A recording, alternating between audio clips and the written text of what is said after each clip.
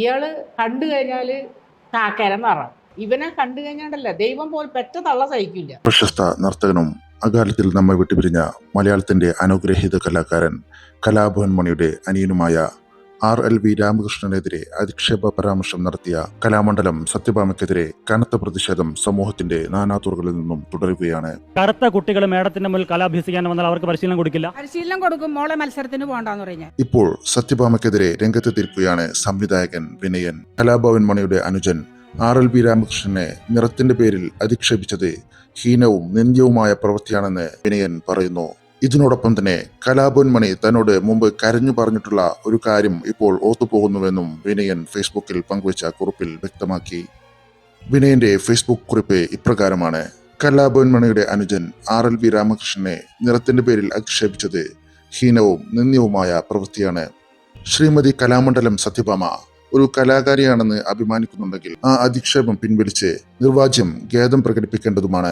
ശ്രീമതി സത്യഭാമ ചാനലുകാരോട് സംസാരിക്കുമ്പോൾ പുറകിലത്തെ ചുവരിൽ ഭഗവാൻ ശ്രീകൃഷ്ണന്റെ ചിത്രം കണ്ടതായി തോന്നുന്നു. സത്യഭാമ ടീച്ചറെ ശ്രീകൃഷ്ണ ഭഗവാൻ കാക്കക്കറുമ്പൻ ആയിരുന്നു. കാർമുകിൽ വർണ്ണന്റെ സൗന്ദര്യത്തെ പാടിപ്പുകഴ്ത്തുന്ന എത്രയോ കൃതികൾ ടീച്ചർ തന്നെ വായിച്ചിട്ടുണ്ടാവും. അസുരന്മാരെ മോഹിപ്പിച്ച് കീഴ്പ്പെടുത്താനായി മോഹിനിയായി വേഷം കെട്ടിയത് തന്നെ മഹാവിഷ്ണുവാണ്. മഹാവിഷ്ണു സ്ത്രീ ആയിരുന്നില്ലല്ലോ ടീച്ചറെ. പിന്നെ ഈ പറയുന്നതിൽ എന്ത് ന്യായമാണ് ഉള്ളത്?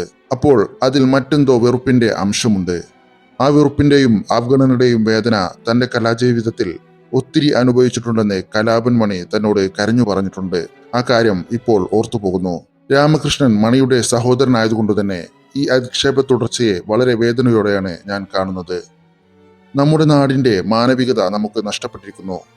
ഇവനെയൊക്കെ കണ്ടാൽ അരോചകമാണ്, പെറ്റ തള്ള പോലും സഹിക്കില്ല എന്ന വാക്ക് കുറച്ചല്ല, ഒത്തിരി കൂടിപ്പോയി ടീച്ചറെ. തനിക്കോ തന്റെ മക്കൾക്കോ ജനിക്കുന്ന കുട്ടികൾ വിരൂപനോ വികലാംഗനോ ആയാൽ ഒരാൾക്ക് ഇതുപോലെ പറയുവാൻ പറ്റുമോ?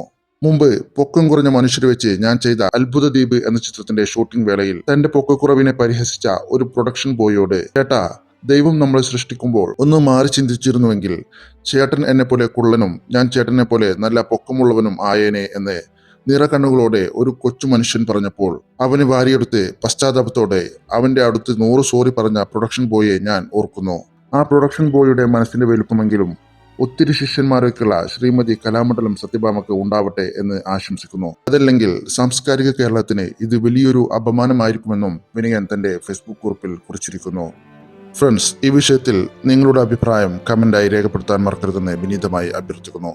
കൂടുതൽ മൂവി അപ്ഡേറ്റുകൾക്കും സിനിമാ ലോകത്തു നിന്നും കലാരംഗത്തു നിന്നുമുള്ള കൂടുതൽ വാർത്തകൾക്കും വിശേഷങ്ങൾക്കുമായി നിങ്ങൾ ഈ ചാനൽ സബ്സ്ക്രൈബ് ചെയ്യുക. വീഡിയോ കണ്ട എല്ലാവർക്കും നന്ദി.